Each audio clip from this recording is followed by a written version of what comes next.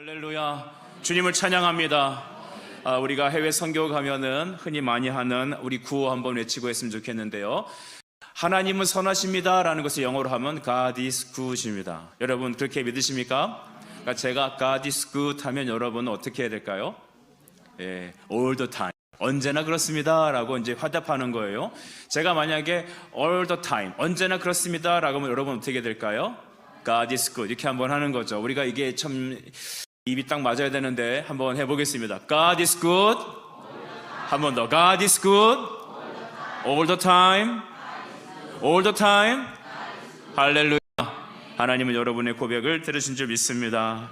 오늘은 예레미야 32장입니다. 좀처럼 잘 펴보지 않는 성경이기도 한데 예레미야 32장 17절 20절 그리고 건너뛰어서 27절로 우리 하나님은 어떤 분이신가 라는 제목으로 우리가 말씀 듣기를 원합니다.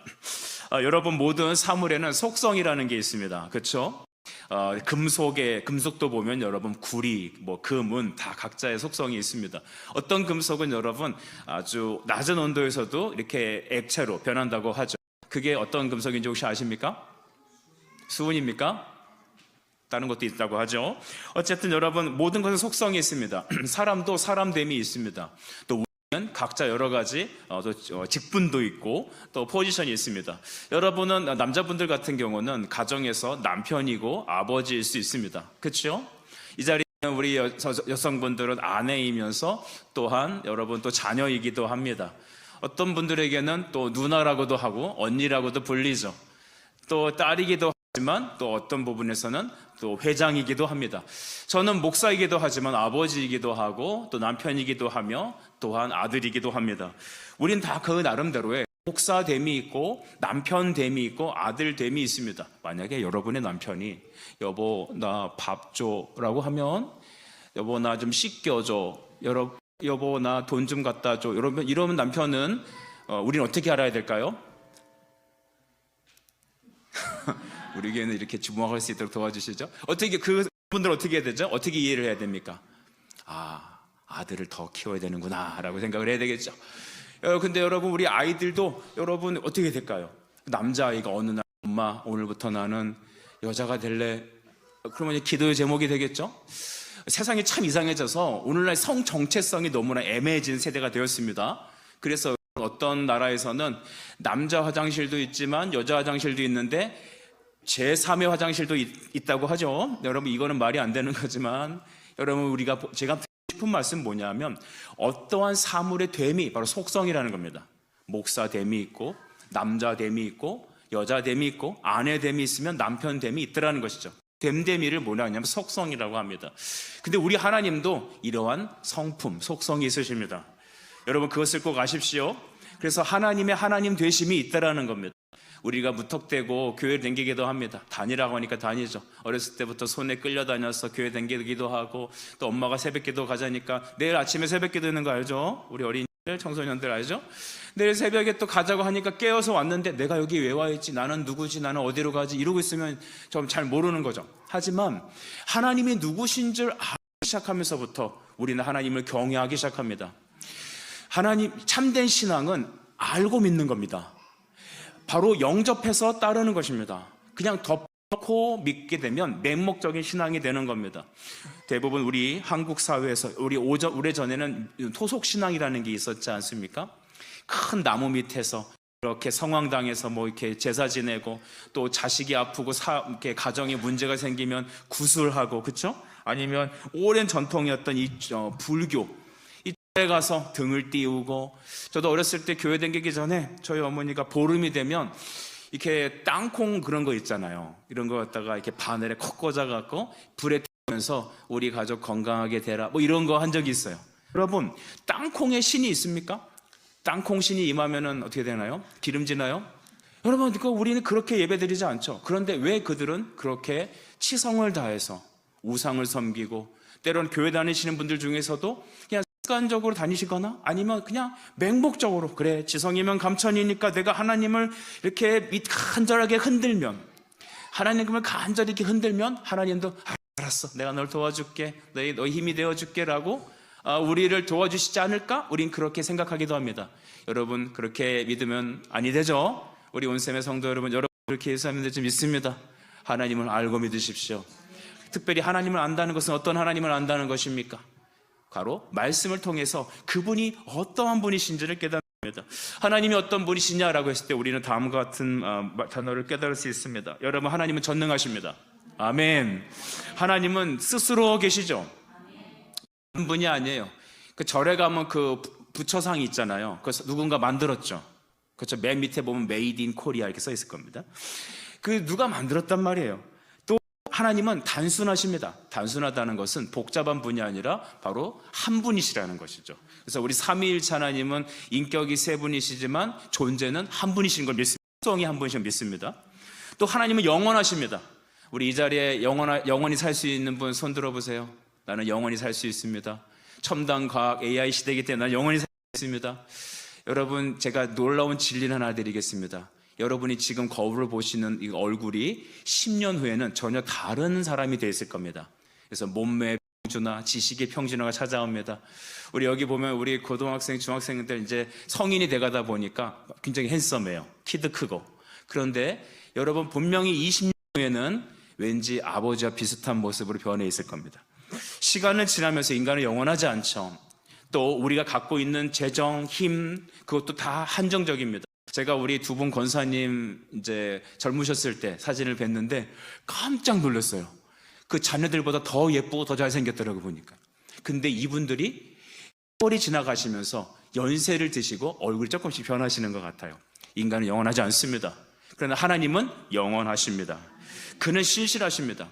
사람은 여러분, 아무리 오늘 약속해도 내일 마음이 변하면 이렇게 행동으로 옮기지 않는 경우가 있습니다. 우리 내일 12시 꼭 만나 했는데 갑자기 12시 10분 전에 문자가 왔어. 실은 못 만날 것 같아. 근데 그런 것도 여러분 어떻게 보면 되게 나이스한 표현인 것 같아요. 요새는 잠수 타버립니다. 제가 중고등부 사역을 할 때 많이 당했어요. 대학부 사역할 때 정말 많이 당했어요. 철석같이 약속을 했어요. 목사님, 제가 12시 반에 어디 앞에서 꼭 만나겠습니다. 약속했지? 너 꼭 나와라. 예, 알겠습니다. 당일 나가서 했는데 1시간이 지났는데 안 나와요. 전화를 수십 통 하고 문자를 보내도 답이 없어요. 2주, 3주가 지났는데 그때 연락이 와요. 목사님, 그때 좀 일이 있어서 못 나갔어요. 끝! 여러분, 우리 운셈의 성도들은 그렇게 않기를 바랍니다. 약속해 못 나가면 미안하다고 하면 돼요. 근데 잠수를 타버려요. 인간은 신실하지 않아요. 철석까지 약속하고 결혼했지만 그 사랑이 오늘까지 계속 유지되지도 않는 것 같아요. 중요한 것은 하나님만 신실하십니다. 어느 찬양 가사 보니까 하나님은 산과 같으시다라는 표현을 쓴 게 있어요. 여러분이 10년 전에서 놀던 그 산, 성인이 되고 나이를 먹고 이제 좀 노년이 돼서 다시 그 산 앞에 서도 그 산은 언제나 그 자리에 있더라고요. 하나님은 산과 같으셔서 언제나 그 자리에 계십니다. 신실한 그 하나님, 여러분을 부르십니다. 예수가 우리를 부르는 소리, 그 음성 부드러워. 그에게 나가십시오. 믿음은 하나님께 나가는 것입니다. 나갈 수 있는 이유는 하나님이 신실하기 때문입니다. 우리가 기도하는 이유는 그가 영원하시고 전능하시기 때문입니다. 그는 영원하시고 전능하시고 변하지 아니하시고 스스로 계시고 특별히 그는 우리를 사랑하시는 분이십니다. 제가 아까 우리 예배 전에 우리가 사랑하는 행동을 해서 하나님 우리를 사랑하는 게 아니라 하나님 그분이 사랑이셔서 우리를 사랑하신다고 했습니다. 그가 내 안에 임재하시니 우리에게 사랑이라는 게 존재합니다. 잘 들으십시오. 남편과 아내가 영원히 주 안에서 사랑하며 하나님 앞에서 서로 이렇게 존중하며 살기를 원하십니까? 그러면 예수님을 꼭 붙잡으십시오. 여러분의 부부는 도파민으로 유지되지 않습니다. 그냥 여러분 인간의 어떤 성실감으로 유지되지 않습니다. 하나님 없이면 여러분 부부는 하나 될 수 없는 겁니다. 자녀도 그렇고 우리 교회도 그렇습니다. 하나님은 영원하시고 하나님은 사랑이셔서 그가 바로 그것이 부분의 속성입니다. 하나님을 믿는다는 것, 그것은 바로 그를 바로 알고 믿는다는 것입니다. 그래서 맹목적인 것은 맹종입니다. 이단의 속성이 그래요. 이단은 그냥 맹목적으로 믿어요. 교주를 믿는 거죠. 그를 믿으면 14만 4천 안에 들어갈 것 같고 그가 나를 도와줬기 때문에 그를 믿고 그를 믿으면 정말로 여러분 뭔가 확신인 것처럼 그가 내 인생을 인도하는 것 같습니다. 하지만 그것은 진리가 아니죠. 여러분, 예수님은 말씀하십니다. 진리를 알지니 너희를 자유롭게 하리라. 그럼 무엇에 묶여있는 사람이 있습니까? 미움에, 상처에, 혹은 내 인생의 여러 가지 실패에. 괜찮아요. 그것은 죄의 속성입니다. 죄는 여러분을 붙잡아서 주저앉히려고 하는 거예요. 죄는 여러분을 하여금 비상하지 못하게 만드는 거예요. 죄는 여러분을 하여금 낙심하게 만드는 것입니다. 제가 어저께 어떤 분과 통화를 했는데 이런 생각이 들었습니다. 괜히 통화했다. 왜냐? 그분은 여러분 그 살면서 상처를 많이 받으신 분인 것 같아요. 그러다 보니까 그 상처가 그를 항상 주저앉혀요. 누가 조금만 옆에서 도와주면, 여기서 도와준다는 것은 누가 조금만 서운하게 하면 어렸을 때 받았던 상처를 그대로 끄집어가고 내 인생은 힘들고 나는 안 되고 분노 속에 거기다 이제 좋은 말이 안 나오죠. 여러분 기쁨이 없어요. 그리고 나서 주여 또 말씀 들으면서 또 회개하고. 근데 이런 행동들이 이렇게 반복이 돼요. 그의 인생을 보면. 여러분, 혹시 여러분이 그러한 사망의 올무에 묶여있는 자 계십니까? 여러분 잘 오셨습니다. 하나님은 여러분을 자유케 하시는 분이십니다. 하나님이 어떤 분이신 줄 알아야 돼요. 예수 믿으면서 내 생각대로 하나님 믿으면 안 돼요. 내 부모에게 받은 교육대로 예수 믿으면 안 돼요. 말씀을 따라 주님을 섬기시기 바랍니다. 온셈의 성도 여러분, 여러분은 인생에 많은 히스토리를 갖고 계실 겁니다. 저마다의 목사님들의 들었던 말씀이 있고 각 교회에서 신앙생활 했던 여러 가지 패턴들이 있으실 겁니다. 그런데 여러분, 오늘 저를 따라오라는 게 아닙니다. 하나님이 이 송 목사 입술을 통해서 선포되는 말씀을 따라 여러분이 목양을 받으시기 바라며, 두 번째, 말씀의 손가락이 짚어가는 데를 따라가시며 하나님을 다시 알아가십시오. 여러분이 70여도 괜찮습니다. 60이셔도 괜찮습니다. 늦지 않았습니다. 지금 부르신 것은 가장 빠르신 길입니다. 우리 어린이들, 여러분은 우리 교회 잘 오셨습니다. 여기 있는 청년 여러분 잘 오셨습니다. 여러분 다시 말씀의 손가락을 따라 하나님이 누군 줄 배워가십시오. 이것이 행복한 길이라는 것이죠. 오늘 예레미야에 대해서 제가 좀 설명했으면 좋겠습니다. 예레미야는요, 어느 날 하나님께 부름을 받았습니다. 그의 사명은 무엇이었냐, 그의 미션은 뭐였냐면 이스라엘이 멸망하는 그때의 부름을 받았습니다.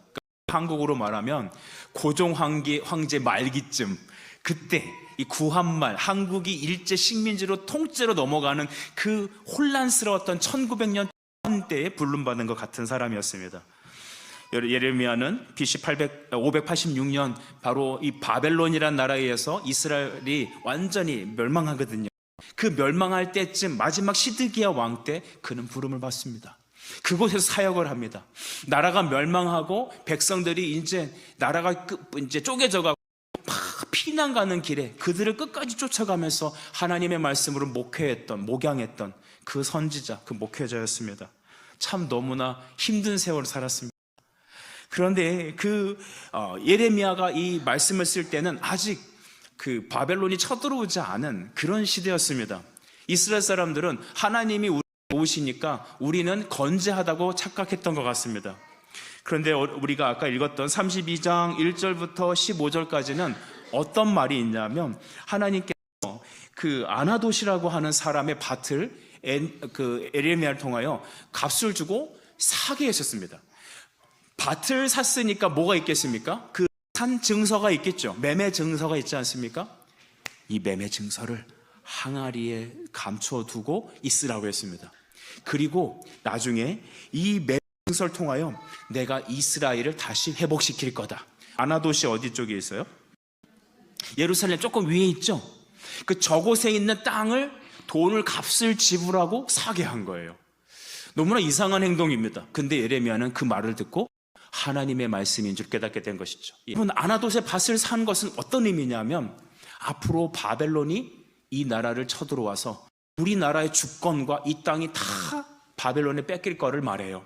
그리고 나서 시간이 지난 다음에 너가 아나돗의 밭을 값을 주고 지불해 샀기 때문에 그 매매 증서가 있기 때문에 다시 하나님이 네가 산 밭 쪽으로 이스라엘 사람들을 다시 회복시킬 거다. 이스라엘 국가를 다시 세울 거야 라고 하는 이 재건의 메시지까지 주신 겁니다. 잘 들으세요. 아직 일이 일어나지 않았어요. 바벨론도 안 쳐들어왔고 아직 그 이후에 회복되려면 70년 이상의 시간이 걸리거든요. 그러니까 하나님의 그 일하심은 우리가 생각할 수 없는 그 먼 미래까지도 하나님의 플랜 속에 들어있습니다. 따라합시다. 나는 위대한 하나님의 계획 속에 있습니다. 아멘. 여러분은 하나님의 위대한 계획 속에 있습니다. 나는 내 인생은 실패야. 나는 뭐 가치가 없어. 나는 이제 뭐 이러다 살다 죽을 거야. 누가 그럽니까? 그 마귀가 주는 말이에요. 여러분이 예수 믿고 구원받아요. 여러분이 이 땅에서 숨을 쉬면서 여러분 살아가고 있죠. 하나님이 여러분의 아버지시죠. 아멘입니까? 그러면 여러분 그것만 기억하세요. 나는 하나님의 위대한 계획 속에 있다라는 거. 여러분을 향한 위대한 계획이 있습니다. 공부 잘해갖고 좋은 대학 가고 명성 얻는 거, 그 위대한 일이 아니에요. 하나님의 성령에 붙잡혀서 순종해서 주님 인도 받는 것, 최고의 축복은 성령의 인도를 받는 것입니다. 부모님들, 여러분이 기도할 때 어떻게 기도해야 될까요? 하나님, 우리 자녀들이 성령의 인도를 받게 해주세요. 가정을 위해 기도할 때 주님, 우리 가정이 예수님의 복음으로 성령으로 하나 되게 해주셔서 성령의 인도를 받게 해주세요. 이것이 축복의 말씀입니다. 기도입니다. 하나님께서는 앞으로 멀리 일어난 일들에 대해서 바로 아나도스의 밭을 사게 함으로 예레미야로 하여금 이 일을 염두에 두게 하셨습니다. 11장 1절 말씀은 여러분 잘 아실 겁니다. 믿음은 바라는 것들의 실상이고 보이지 않는 먼 미래에 대한 증거라고 했습니다. 여러분, 천국이 있습니다. 구원이 있습니다. 하나님 나라가 준비되어 있습니다. 아직 보이지 않지만, 아직 갈 길은 먼 것 같지만, 이 손에 잡힌 것들, 내 귀에 들리는 소리 아무것도 없지만 믿음 가지면 그곳을 바라보고 걸어갈 수 있는 겁니다. 여러분의 미래가 인도받기를 원합니까? 여러분의 미래를 여러분 하나님의 성령께서 여러분이 지도받기를 원하십니까? 그러면 믿음으로 내 눈에 보이지 않지만, 내 손에 잡히지 않지만 주님이 주신 그 믿음의 선물 가지고 하나님께 나가십시오. 예배 자리에 나오시는 거예요. 말씀을 들으시는 거예요. 신년도 기도 제목 중에 성도들 중에 대부분 많은 분들이 기도의 문이 열리게 해달라고 말합니다. 예배 가운데 하나님을 만나게 해달라고 말합니다. 하셨어요. 여러분 정말 그렇기를 원하십니까? 그러면 감 밑에 가갖고 입을 쫙 벌리고 주여 감 떨어주시옵소서 하면 감이 떨어질까요? 뭐 1000분의 1, 10,000분의 1도 뭐 떨어질 수도 있겠지만 그거는 주의 영을 시험하는 거예요. 하나님의 은혜 받고 싶으세요? 은혜 자리에 나오셔야 돼요. 말씀을 들으셔야 됩니다. 기도하셔야 합니다. 기도하지 않는데 어떻게 주님과 교제가 일어납니까? 하나님, 제가 주님의 영광을 위해 살고 싶어요. 예스, 좋아요. 여러분, 하나님이 누군지 알아야 되잖아요. 그리고 성경을 읽으셔야 되잖아요. 제가 성경 읽는 게 익숙하지 않아서요. 그러면 영원히 여러분이 익숙하지 않을 겁니다. 지금부터 시작하십시오. 여러분이 시작하는 일에 방해되는 요소를 제거하십시오. 주변의 사람이 여러분을 하나님께 나가지 못하는 방해거리가 됩니까? 그 사람과 손절하십시오. 내 어떤 습관과 캐릭터와 내가 좋아하는 것이 하나님을 섬기는데 방해됩니까? 그거를 당장 집어치우십시오. 하나님께 나가는 것, 그것이 바로 여러분 하나님을 만나는 길이고 하나님께 인도를 받는 길입니다. 여러분, 이제 예레미야는 그 아나도스의 밭을 사면서 하나님께서 계획하신 그 일들을 깨닫기 시작했습니다. 이 땅이 바벨론에 멸망하는구나. 그리고 그 먼 시간 후에 다시 이 땅은 회복되겠구나. 그런데 아직 일어나지 않은 그 일들에 대해서 말씀으로 깨닫게 되고 계시를 받은 이 예레미야는 무엇을 하냐면 기도하기 시작했습니다. 그러니까 하나님이 어떤 분이신지를 알기 시작하면서부터, 말씀을 깨달으면서 주님이 어떤 분이신지 교제가 시작되고 깨닫는 순간부터 우리는 어떻게 되냐면 기도의 자리에 들어가게 됩니다. 기도의 자리에 들어가십시오. 그러면 하나님을 알게 됩니다. 하나님을 알기를 힘쓸 때마다 기도가 될 수밖에 없습니다. 그래서 우리에게 주신 하나님의 믿음의 중요한 도구는 말씀과 기도입니다. 말씀과 기도, 이것 외에 다른 하나님의 은혜를 누릴 방법이 없습니다. 현대 많은 우리 청년들은 찬양을 굉장히 중요하게 생각합니다. 찬양도 그 안에 있죠. 그 멜로디의 어떤 그 심취되는 게 아니라 바로 그 가사가 중요한 것입니다. 그래서 우리 교회 찬양할 때가 여러분 아실 겁니다. 뭐 성시교도 다 이렇게 빔 프로젝트에서 나오는데 뭐만 안 나오죠? 찬송가랑 말씀만은 우리가 펴서 보게 되어 있죠. 목사의 중요한 목회 방침이 거기 있습니다. 여러분, 내가 들어서 읽게 하는 거예요. 그냥 그림 보고 따라하는 게 아니라 내가 말씀을 펴서 읽게 합니다. 말씀을 따라 읽을 때 여러분 그때 찬양의 멜로디가 아니라 가사가 여러분의 가슴을 쳐서 깨트리는 거예요. 찬양도 그게 중요한 것입니다. 들어갈 때 흥얼거리고 신비스러운 어떤 감정에 들어가는 게 아닙니다. 기독교는 감정의 종교가 아니라 감화의 종교입니다. 말씀에 실제적인 임재가 있을 때, 가사 속에 부딪힘이 있을 때 여러분 우리는 깨지게 되어 있는 거예요. 하나님이 어떤 분인지 알기 시작합니다. 그때부터 우리는 기도의 무릎이 꿇어지게 됩니다. 기도의 무릎이 시작, 여러분의 인생이 바뀌는 걸 경험할 줄 믿습니다. 어린아이도 성령의 사람이 되고 청소년도 하나님의 다니엘과 같은 미래 비전어가 되고, 모든 성도들은 나이가 어리나 연세가 남자나 여자나 돈이 있든지 없든지 그건 상관없이 하나님의 성령에 붙잡히는 것입니다. 제가 한번 여쭤보겠습니다. 열방의 모든 돈은 누구 것입니까? 하나님의 겁니다. 이 땅의 모든 주권은 누구의 것입니까? 하나님입니다. 여러분, 이 세상에서 제일 군사력이 강한 나라 어디죠? 미국. 천조의 나라. 근데 여러분, 미국보다 더 강력하신 분이 계십니다. 누구시죠? 하나님이십니다. 그분을 아는 거예요. 어떻게 알겠어요? 느낌으로, 감동으로. 하나님이 여러분 꿈에 나셔서, 제가 늘 쓰는 방법이죠. 얘들아, 으라. 내가 너의 하나님이다. 동쪽으로 가봐. 이렇게 말씀하지 않으신다는 거예요. 여러분, 하나님은 신비스럽게 꿈에 나타나셔서, 제가 어떤 분들을 보면 그래요. 말씀을 안 읽어요. 교회도 잘 안 나와요. 근데 나는 하나님을 안 돼요. 그리고서 하나님이 나를 사랑한대요. 그래서 어떻게 살아갑니까? 어저께 꿈에 주님이 나에게 나타나셔서 내 이름을 부르셨대요. It's okay. 그건 끝이에요. 여러분, 하나님은 우리에게 은혜의 방법을 주셨어요. 도구를 주셨습니다. 밥을 먹을 때 손으로 드시지 않으시겠죠? 오늘 점심 뭡니까? 카레? 인도식으로 이렇게 손 비벼 드시는 분이 계시면 제가 저기 그 교육자실에서 좀 하겠습니다. 숟갈로 드시죠? 그쵸? 숟가락은 도구예요. 하나님 여러분과 만나시는 도구는 말씀과 기도입니다. 왜 오늘 무릎을 꿇고 17절부터 하나님께 기도가 들어갔냐 하면 하나님의 계시의 말씀을 받았기 때문이에요. 말씀을 깨달았기 때문이에요. 그리고 그 말씀을 하나님을 만난 순간부터 교제가 들어가는데 그건 기도가 들어가는 거죠. 말씀을 들었습니까? 그러면 그 깨달음 속에서 은혜를 갖고 기도의 굴에 들어가서 기도를 캐야 돼요. 여러분, 고구마 줄거리를 다 끄집어내면 줄줄줄줄 나오죠. 여러분이 하나님의 말씀 속에서 딱 임재에 들어가고 말씀을 딱 깨닫고 하나님이 어떤 분이신지를 딱 되는 순간 기도의 자리로 들어갈 겁니다. 기도를 꼭 써보십시오. 그러면 고구마 줄거리 캐지듯이 막 툭툭툭툭 하면서 여러분의 인생에 문제가 튀어오를 겁니다. 여러분 모습이 말씀에 비춰줄 겁니다. 내 깜냥이 어떤지 무게가 말씀을 통해서 달아질 줄 믿습니다. 그렇게 되면서 하나님 말씀이 여러분을 치료하시는 거예요. 여러분을 바꾸시는 거예요. 여러분의 어떤 캐릭터를 그대로 쓰시지만 전혀 다른 사람으로 써버리는 겁니다. 이 보아너게 같이 불같은 성질의 사람이 사랑의 사도로 바뀌어버리고, 사람은 여러분 그거 아시죠? 사람이 캐릭터는 안 바뀐단 말입니다. 막 불같이 성격이 급한 사람이 어느 날 갑자기 천천히 걷는 일은 없습니다. 그러나 하나님은 그 불같은 성격을, 못된 성격을 하나님의 말씀의 열정의 사도로 바꿔버리는 겁니다. 제가 성격이 급한 사람이라고 가정해 봅시다. 그러면 여러분 모든 일 막 다 그르치고 사람들 상처 주고 그랬던 사람이 성령의 감화 감동을 받게 되면 저는 어떻게 되냐면 주님의 일이라면 달려가는 그 역동적인 사람이 될 것입니다.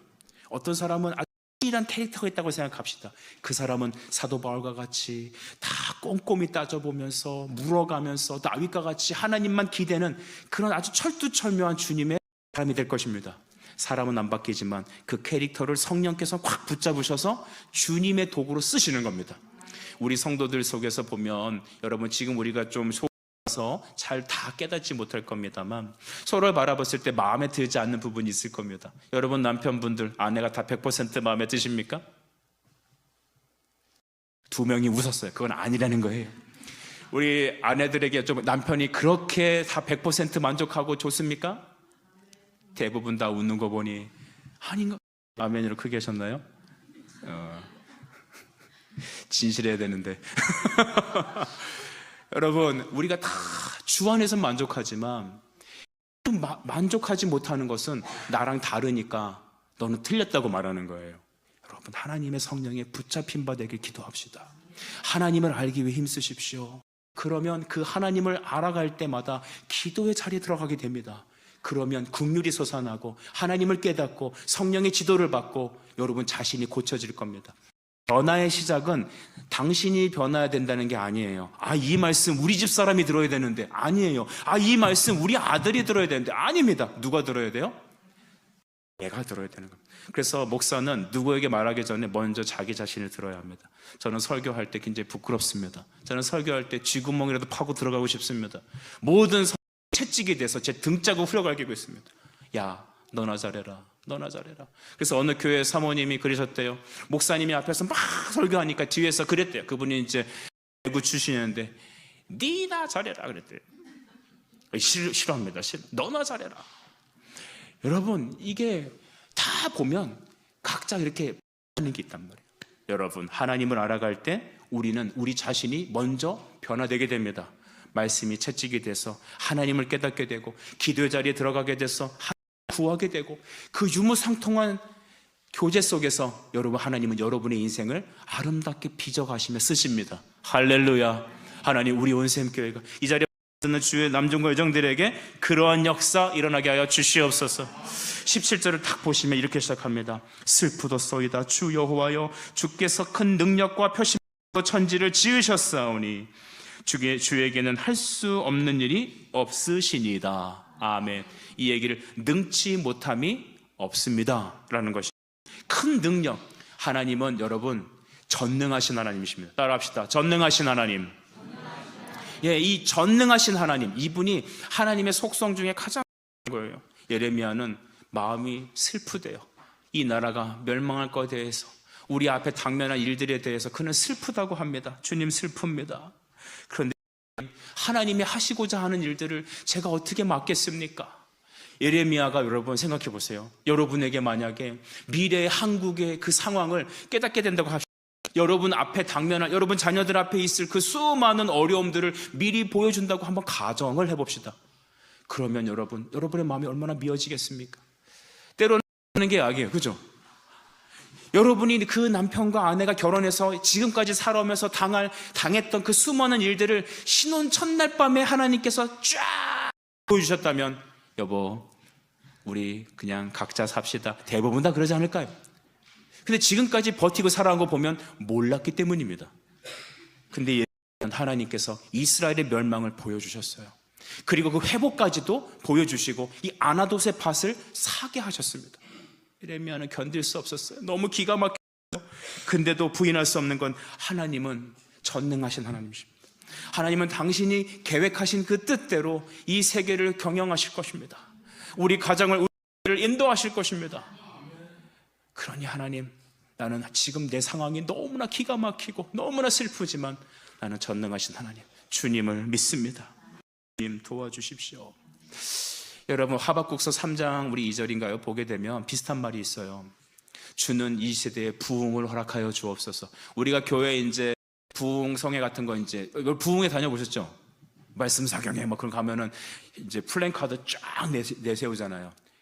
그 하박국 말씀, 주는 부흥 해 주옵소서. 근데 그 부흥이 무엇입니까? 주님, 하박국도 하나님의 그 심판에 대해서 메시지를 받았단 말이에요. 그러니까 주님, 때리시려거든 좀 빨리 때려주십시오.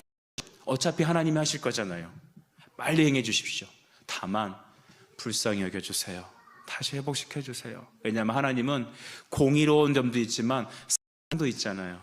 하나님, 우리를 때리시기만 하지 마시고 우리가 맞아야 된다면 주님, 우리를 빨리 깨닫게 해주세요. 대신 우리를 꼭 붙잡아 주세요. 버리지 말아 주세요. 그렇게 기도하는 겁니다. 예레미야는 하나님의 큰 능력과 그 팔이 어떤 줄 믿고 있는 것입니다. 오늘날 세상 사람 혹은 교회 안에서도 하나님 너무 자기 기준으로 믿는 것 같아요. 여러분, 하나님이 제가 아까 사랑의 하나님이라고 했죠. 그렇죠? 맞습니까? 사랑의 하나님. 그럼 여러분이 생각하는 사랑은 어떤 것입니까? 사랑은 어떤 것입니까? 맞죠? 내가 생각하는 사랑은 무엇입니까? 내가 원하는 걸 채워주는 거죠. 내가 하고 싶은 대로 하게 하는 거죠. 우린 그게 사랑이고 행복이라고 생각합니다. 그런데 하나님의 사랑은 무엇이냐 하면, 하나님은 여러분 안에 개입하셔서 여러분을 바꾸시는 게 하나님의 사랑입니다. 우리가 여러분 그 자녀들이 어렸을 때 얘기할 수 있어요. 엄마, 나 엄마가 갖고 있는 그 칼 좀 줘봐요. 내 칼 좀 만져볼게요. 이 부엌에서 이렇게 썰고 있는데. 그러면 여러분 뭐 아이에게, 어린 아이에게, 서원이 같은 아이에게 이렇게 칼 주시겠어요? 우리 주방을 담당하시는 우리 집사님 주시겠습니까? 택도 없다 이 녀석아, 그러겠죠. 엄마는 나를 사랑하지 않아. 사랑하지 않아요? 칼을 안 주잖아요. 내가 저 칼을 잡고 한번 휘둘러 보고 싶은데 칼을 안 준단 말이에요. 하나님은 날 사랑하지 않아. 하나님 없어. 예배 안 나온단 말이에요. 그럼 될까요? 안 될까요? 안 되죠.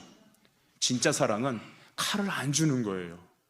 그리고 떼쓰고 하면은 때로는 따끔하게 혼납니다. 안 돼. 그럼 어떻게 해요? 울죠. 여러분, 세상에 있는 사람들은 하나님을 어떻게 생각하냐면 내 기준에 맞춰서 나에게 좋은 것만을 주는 것을 하나님이라고 생각합니다. 그렇게 생각하면 안 됩니다. 하나님은 우리를 향한 계획이 있으십니다. 오늘 예레미야는 슬프다고 했습니다. 그렇지만 하나님은 전능하신 하나님이시고 하나님의 뜻하신 것을 성취하는 분이기 때문에 주님, 내가 주의 말씀을 깨닫게 해주십시오. 하나님을 의지하는 것이죠. 여러분, 18절은 어떤 하나님이 있습니까? 주는 은혜를 천만인에게 베푸시며 라고 했습니다. 따라합시다. 은혜의 주님. 하나님은 어떤 분이십니까? 은혜의 주님이십니다. 여러분, 오늘 여러분에게 좀 질문을 드리고 싶은데, 여러분은 공기 마시면서 얼마의 값을 지불하십니까? 무슨 소리냐? 쉴 때 한 달에 얼마큼씩 공기 렌탈비를 내냔 말입니다. 안 내죠? 혹시 공기 돈 주고 사서 이렇게 드시나요? 아니죠? 공기는 그냥 공짜예요. 그럼 예수 믿는 사람만 공기가 임합니까? 믿지 않는 사람도 같이 마십니까? 다 같이 마셔요. 예수 믿는 사람은 좋은 대학 가고 예수 믿는 사람은 공부해도 대학 못 갑니까? 아니죠. 그런 일반적인 은혜를 다 주셨어요. 하나님을 안 믿는데, 예를 들어서 여러분 뒤에서 여러분을 욕하는 사람도 있다고 생각합니다. 저도 과거에 뒤에서 저를 욕하는 사람들의 얘기를 제가 들은 적이 있어요. 그럴 때 있잖아요. 왜 자기들끼리 쓱딱쓱딱 했는데 건너가고 내 귀로 싹 들어와요. 이러지 말라고 말했어 라고 하는 그 말까지 들어왔어요. 그러면 밤에 어때요? 주님 괜찮습니다. 저는 주님이 계시니까요. 그런 분은 많이 안 계실 거예요. 기가 막히죠. 전화하죠. 너 이런 얘기 했어 안 했어? 그러면 더 이렇게 막 까르게 되죠. 살다 보면 여러분, 우리는 나를 위해서 욕하는 것만쳐도 나는 견딜 때가 있습니다. 내가 이렇게 잘 대해줬는데 나한테 거기에 상응하는 사랑을 주지 않으면 나는 또 거기에 대해서 실망하고 그에 대해서 좋지 않은 감정이 생깁니다.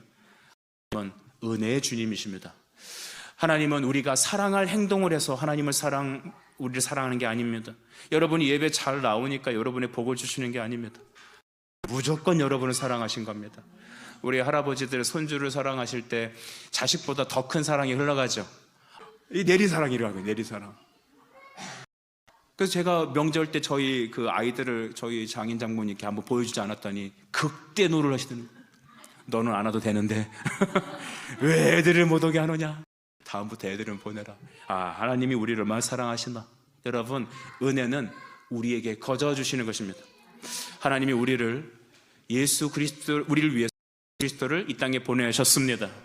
우리를 위해서 믿음을 선물로 주셨습니다. 우리에게 교회를 주셨고 함께 동역할 믿음의 형제들을 주셨습니다. 그 하나님의 선물로 주신 은혜 때문입니다. 그래서 이 하나님이 어떤 분이신가? 하나님은 은혜로운 분이다. 사랑을 주시, 우리를 불쌍히 여기시는 분이다. 기도할 때 한 가지 팁을 드릴게요. 어떤 기도를 하나님이 제일 기뻐하실까요? 하나님, 저는 주일 성수를 한 번도 안 빠졌습니다. 11조를 다 드렸습니다. 주님 아시죠? 제가 하려고 하는 이 사업 계획 아시죠? 하나님이 도우셔야겠어요? 안 도우셔야겠어요? 라고 말하는 기도는 하나님은 기뻐하지 않으신다. 진짜 하는 기도는, 하나님, 저는 아이라 말할 줄 모릅니다. 주님, 저는 약합니다. 주님, 저를 불쌍히 여겨주세요. 많은 목사님들이 개척하며 목회를 해서 처음에는 주여 내일까지 이런 재정을 빨리 보내시옵소서 막 이렇게 기도한 사람이 있대요. 근데 목회를 계속하면서 어떤 마음으로 기도하느냐? 하나님, 불쌍히 여겨주세요. 주님, 저를 꼭 긍휼히 여겨주세요. 지금 그 사람은 왜 그런 기도를 드립니까? 하나님의 속성을 알기 때문이에요. 하나님의 마음을 알기 때문이에요. 하나님은 은혜의 주님이세요. 여러분이 하는 행동과 상관없이 하나님 여러분 자신을 사랑하셔서 여러분에게 그 은혜를 주십니다. 그러니까 하나님께서 제일 기뻐하는 것은 주님, 나는 주님을 사랑해요라는 거예요. 우리 하나님 기절합니다. 우리 할아버지들 잘 들으십시오. 손주가 와서 할아버지 안겼어요. 뽀뽀라도 딱 하면은 없는 용돈이 쏟아져 나옵니다. 왜 그럴까요? 사랑하니까요. 있는 거 없는 거 다 쏟아 부어주고 싶어 하는 거예요. 가족에 가면 자식들을 위해서 있는 반찬 없는 반찬 다 끄집어내서 바리바리 싸주는 그 어머니의 마음은 그 반찬을 주는 무엇이 있습니까? 그 자식을 사랑하는 애틋한 은혜의 마음이 있는 거예요. 하나님은 그 부모의 사랑과 비교할 수 없는 거예요. 하나님이 여러분 사랑하십니다. 네, 주님이십니다. 그래서 우리가 하나님께 나갈 때 무엇을 구해요? 은혜를 구하는 거예요. 사랑을 구하는 거예요. 그리고 주님 고백하는 거예요. 주님 사랑합니다. 아침마다 일어나서 이렇게 하세요. 주님 사랑합니다. 주님 함께 해주세요. 주님 나는 주님을 믿어요. 나에겐 주님밖에 없어요.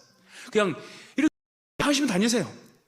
그러면 하나님이 기절하십니다. 완전 좋아하세요. 야, 내가 너 인생 책임질게. 하나님을 가까이 하는 하나님이 가까이 하신대요. 이상하게 잘 되는 사람들이 있어요. 그죠? 이상하게 가는데도 자꾸 안 되는 사람이 있어요. 차이가 뭔지 아십니까? 하나님을 아는 사람인 거예요. 하나님께 자기 마음을 드리는 사람이에요. 하나님을 사랑하는 자, 곧 그 부르심대로 순종하는 자들에게는 합력 선을 주신다 하셨습니다. 여러분, 하나님을 사랑하십시오. 그분의 은혜를 깨닫고 주님 불쌍히 여겨주세요. 은혜를 구하십시오. 기적 같은 일어날 것입니다.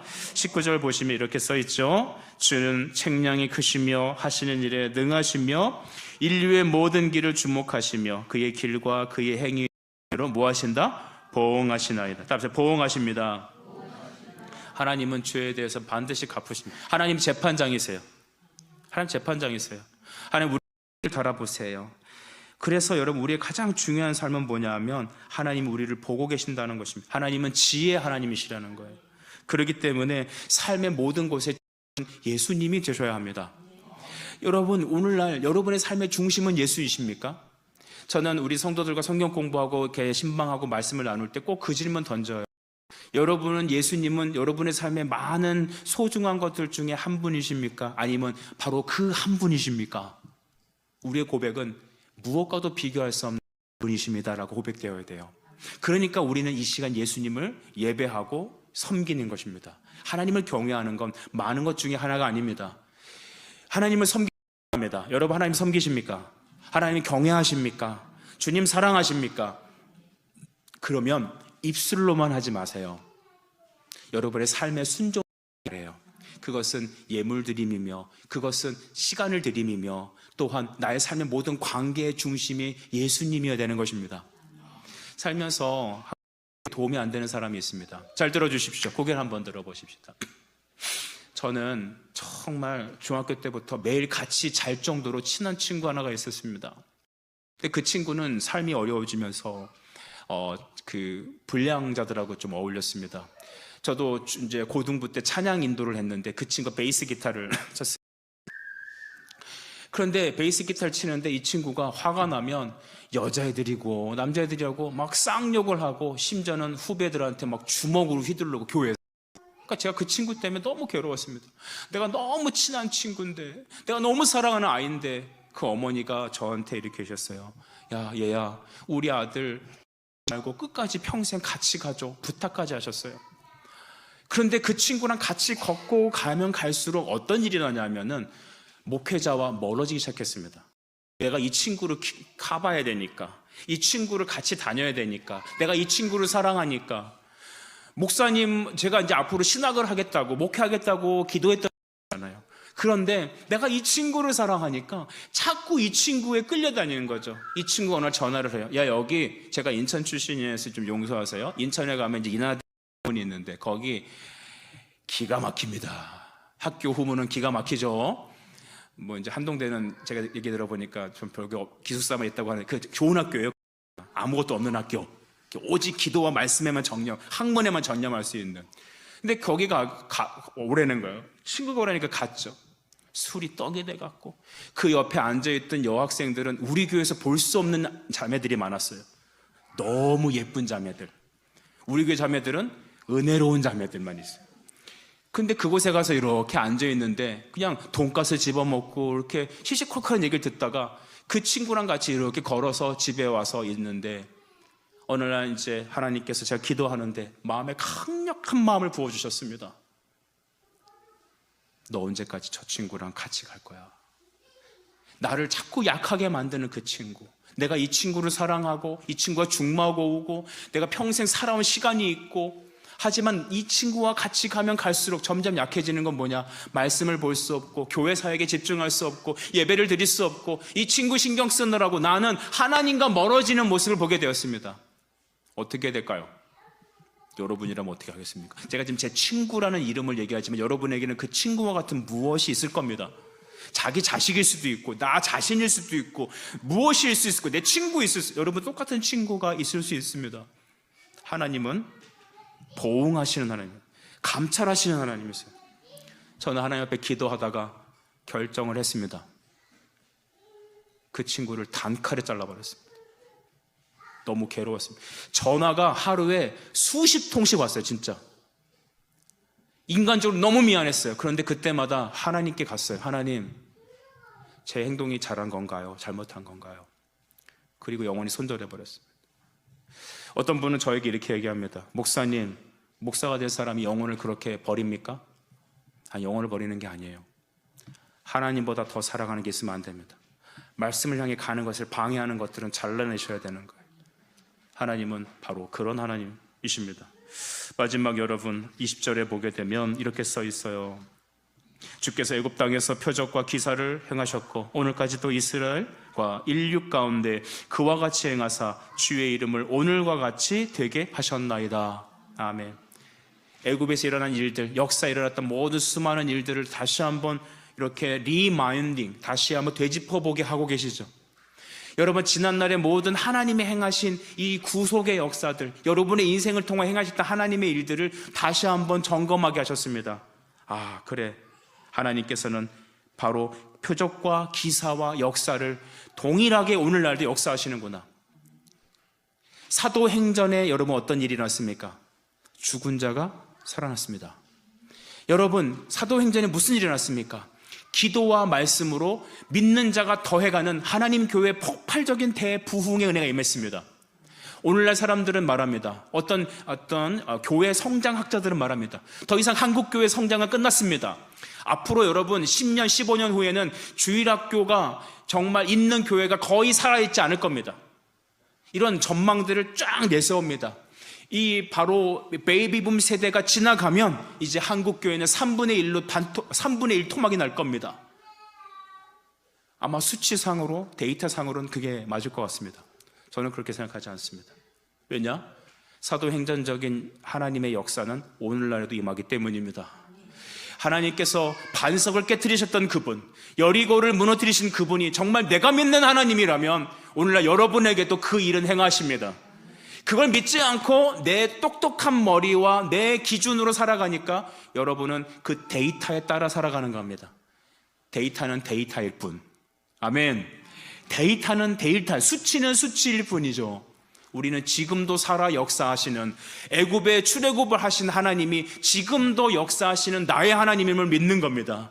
엘샤다이 전능하신 하나님이 나의 하나님임을 믿는 것입니다. 여러분 믿습니까? 그렇기 때문에 오늘 우리가 하나님을 알아야 합니다. 하나님은 나와 똑같은 분이 아니에요. 나와 비교할 수 없는 차원이 다르신 분이십니다. 그분이 바로 여호와이십니다. 27절을 같이 읽어볼까요? 시작. 나는 여호와여 모든 육체의 하나님이라 내게 할 수 없는 일이 있겠느냐? 아멘. 여러분에게 물어보시는 거예요. 내가 할 수 없는 일이 있겠느냐? 아니요. 하나님은 정하시면 반드시 행하십니다. 우리 남편 안 바뀔 거야. 아유, 우리 부모는 안 바뀔 거야. 그건 여러분의 생각입니다.